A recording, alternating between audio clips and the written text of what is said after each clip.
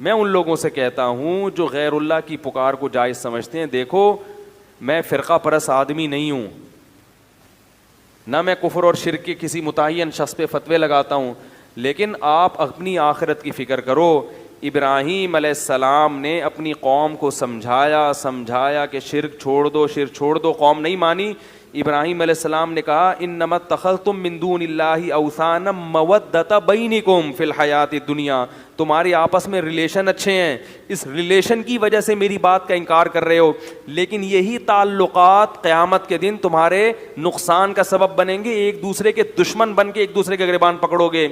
اس لیے میں اللہ کا واسطہ دے کے ان لوگوں سے کہتا ہوں جو یہ کہتے ہیں کہ اللہ نے اپنے نبی کو بھی اختیارات دی، ہم نبی سے بھی مانگ سکتے ہیں، بزرگوں سے بھی مانگ سکتے ہیں، مزاروں پہ بھی سجدے کر سکتے ہیں، تو یاد رکھو کہ اگر آپ اپنی اس روش سے باز نہیں آئے، اور تو یہ بھی کیا ہے، یہ آپس کے مسلک پرستی، پیر پرستی۔ میرے دامت برکاتہم نے کہہ دیا ایسا نہ ہو کہ جیسے ابراہیم علیہ السلام اپنی قوم کو ڈرا رہے تھے، تو وہ ڈر وہ تنبیہ ہمارے لیے بھی ہے کہ یہی تعلقات قیامت کے دن ایک دوسرے کے لیے عذاب بن جائیں گے۔ اللہ شرک کے معاملے میں بہت غیرت رکھتا ہے، وہ کہتا ہے نہ میں نے کسی کو اختیار دیا، لم یتخذ ولیا من الذل، نہ کسی کو کمزوری کی وجہ سے میں نے اپنا ولی بنایا، نہ وزیر بنایا۔ وزیر ہوتا ہے نا کہ کچھ کام آپ کریں گے، کچھ اختیارات اس کے پاس ہیں، کسی کو نہیں، بلکہ اللہ نے کہا قرآن میں مثالیں دی ہیں، ضرب لکم مثلا من انفسکم، اللہ فرماتے ہیں ابھی بھی سمجھ میں نہیں آیا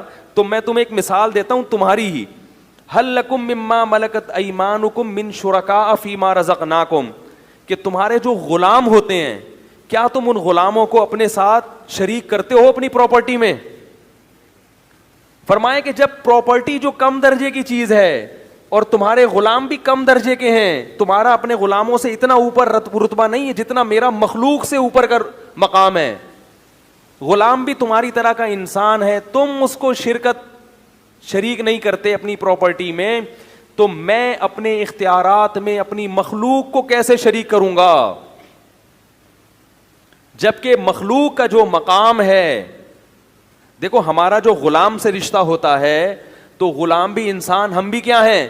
انسان، تو اتنا کم درجے کا نہیں ہوتا ہم سے، لیکن مخلوق تمام کی تمام اس کا تو اللہ سے کوئی اس لحاظ سے رشتہ، جو یعنی جنس کے لحاظ سے تو کوئی رشتہ بنتا ہی نہیں ہے نا، وہ مخلوق ہے، وہ خالق ہے۔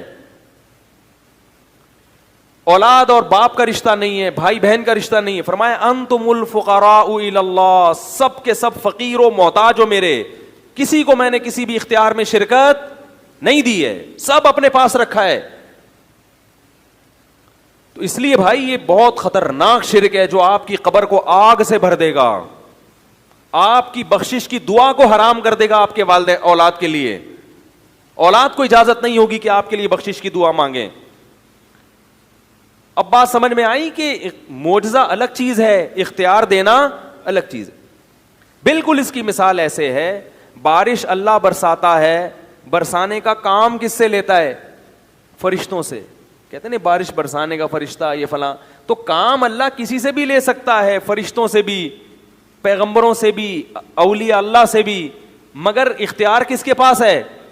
تبھی ہم بارش کی دعا، بارش کے لیے فرشتوں کو نہیں پکارتے، اسی طرح میرے بھائی بارش کے لیے پیغمبروں کو بھی نہیں پکارتے۔ فرشتے نے حضرت مریم کو اولاد عطا کی، قرآن میں آتا ہے، سمجھو اس کو اچھی طرح۔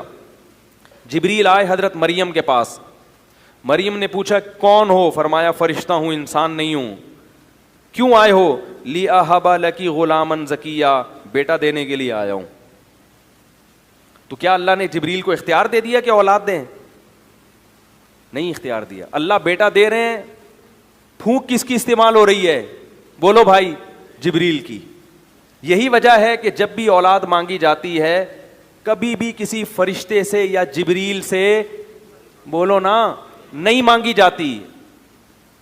تو اگر آپ یہ دلائل دیتے ہو کہ اللہ کے نبی نے چاند کے 2 ٹکڑے کیے اور یہ کیا، یہ معجزہ دکھایا تو ہم اللہ کے نبی سے مانگتے ہیں، تو پھر اولاد کس سے مانگنی چاہیے؟ جبریل سے۔ وہ تو قرآن میں آتا ہے کہ انہوں نے حضرت مریم کو بغیر باپ کے اولاد دی، تو جو بغیر شوہر کے اب کسی عورت کو اولاد دے سکتے ہیں تو میاں بیوی کو کیوں نہیں دے سکتے پھر؟ وہ یہاں تو شوہر بھی ہے اور بیوی بھی ہے اور دونوں صحت مند ہیں، پھر جبریل سے کیوں نہیں مانگتے؟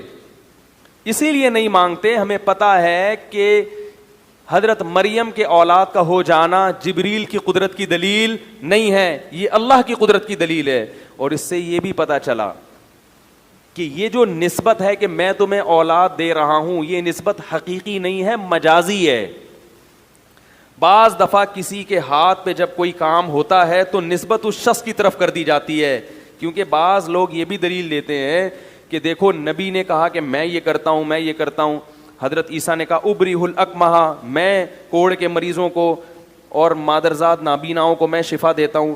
تو اس سے پتہ چلتا ہے کہ حضرت عیسیٰ دے رہے ہیں نا، تو اللہ نے اختیار دیا، تبھی تو حضرت عیسیٰ کہہ رہے ہیں میں یہ کام کر رہا ہوں.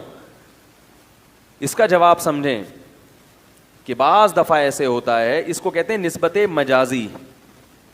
دیکھو زبان میں نا مجاز بہت چلتا ہے. میں اس کی ایک مثال دیتا ہوں کہ آپ کیا کہتے ہیں میری گاڑی پنچر ہو گئی، حالانکہ گاڑی نہیں، گاڑی کا ٹائر پنچر، لیکن نسبت آپ نے گاڑی کی طرف کر دی سہولت کے لیے.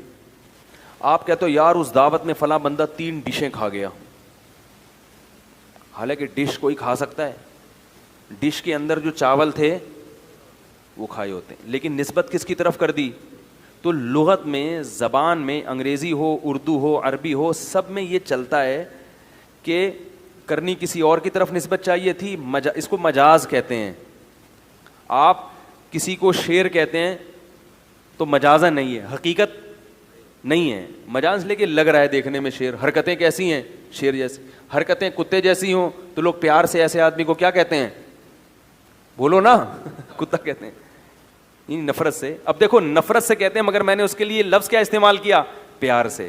یہ بھی مجاز ہے کہ آپ بالکل اس کے اپوزٹ لفظ استعمال کرتے ہیں اس کو کلام میں چاشنی پیدا کرنے کے لیے، ورنہ کسی کو پیار سے کتا نہیں کہا جاتا. پیار سے کتا.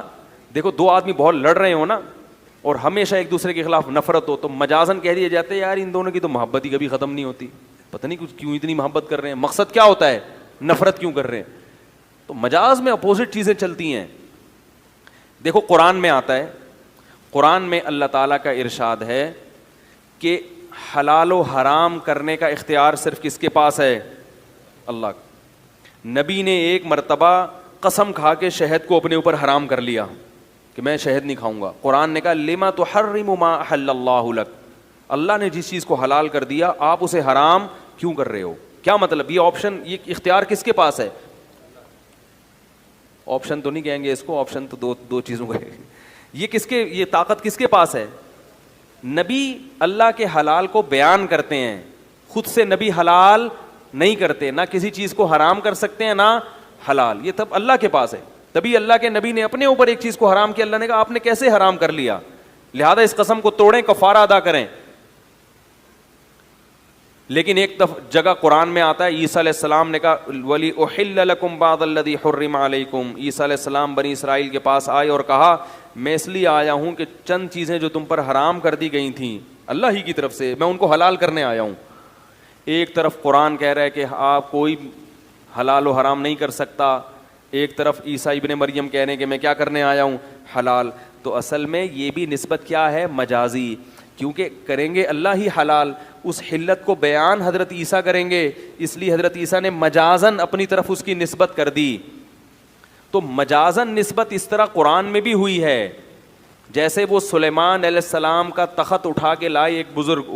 سلیمان علیہ السلام نے کہا کہ ایکم یاتینی بعرشہا قبل ان یاتونی مسلمین، کون ہے ملکہ سبا کا تخت اٹھا کے لائے گا؟ جن نے کہا میں لاؤں گا، مجلس برخاست ہونے سے پہلے میں حاضر کروں گا. قرآن کہہ رہا ہے جو ایک تھے جن کے پاس کتاب یعنی زبور کا علم تھا، انہوں نے کہا میں پلک جھپکنے سے پہلے لاؤں گا، اور کہا اور تخت حاضر. تو یہ کام کسی انسان کے بس میں نہیں ہے. یہ اختیارات اگر اللہ نے ان بزرگ کو دیے تھے تو پہلے اللہ سلیمان علیہ السلام کو دیتا نا یہ اختیارات جو نبی تھے، تبھی تو کہنے کون لائے گا بھائی. پتہ یہ چلا کہ لایا کون ہے؟ اللہ ہے. اللہ نے ان بزرگ کے ہاتھ پہ کرامت ظاہر کر دی، لیکن بزرگ نے نسبت اپنی طرف کر دی کیونکہ ان کو الہام ہوا کہ اللہ آپ کے ہاتھ پہ یہ کام دکھا دے گا. تو انہوں نے کہا میں لے کر آؤں گا، حالانکہ وہ نہیں لا رہے ہیں. جو یوں کر سکتا ہو وہ تو دنیا کا نظام ہی اس کے ہاتھ میں آ جائے گا بھائی. تبھی میں کہتا ہوں نا یہ روحانی علاج والے کہتے ہیں نا سنگ دل محبوب آپ کے قدموں میں, اس کو بولو پٹھان ہوٹل سے پیسوں کے بغیر 2 پراٹھے اٹھا کے لا, تو کہاں سے لائے گا قدموں میں؟ 2 پراٹھے تو دور کی بات, 1 پراٹھا, کیونکہ 2 سے پیٹ صحیح طرح بھرتا ہے, اس لیے میں 2 کی مثال دیتا ہوں. اٹھا کے لے آ تو 1 پراٹھا, نہیں لا سکتے بھائی. یہ میری اور آپ جیسے, میں تو نہیں الحمدللہ یہ آپ جیسے کچھ معذرت کے ساتھ جو بیان نہیں سن رہے, کچھ بیوقوف لوگ ہیں جن کی وجہ سے ان کی دکانیں چل رہی ہیں, ورنہ یہ تو بغیر پیسوں کے پراٹھا نہیں اٹھا سکتے. پیسوں کے ساتھ بھی لائن میں لگنا پڑتا ہے پراٹھا اٹھانے کے لیے. چلو پیسے دے کے یوں اٹھا لیں یہ بھی نہیں ہو سکتا, تو جو پراٹھا نہیں اٹھا سکتا وہ آپ کی محبوبہ کو آپ کے قدموں میں کہاں سے ڈال سکتا؟